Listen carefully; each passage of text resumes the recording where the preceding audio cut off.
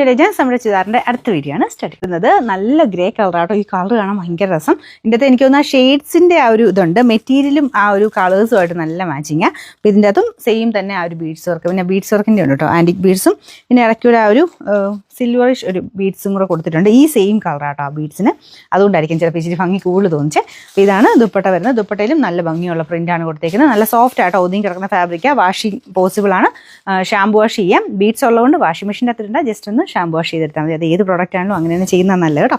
Bottom satin silk, number Y 188, rate 1120. അടുത്തൊരു green ഷെയ്ഡാണ് കേട്ടോ. ഇതിൻ്റെ അത് കുറച്ച് ലൈറ്റായിട്ട് തോന്നിച്ചു. നല്ല ഗ്രീനാണ്, കുറച്ച് തെളിച്ചുള്ള നല്ല ഗ്രീനാണ് കേട്ടോ.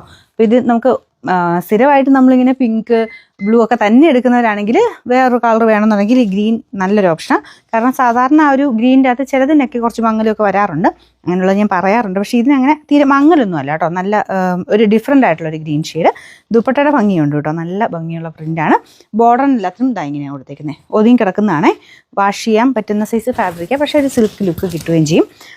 നമ്പർ Y 189, റേറ്റ് 1120 ആണ്. 1120.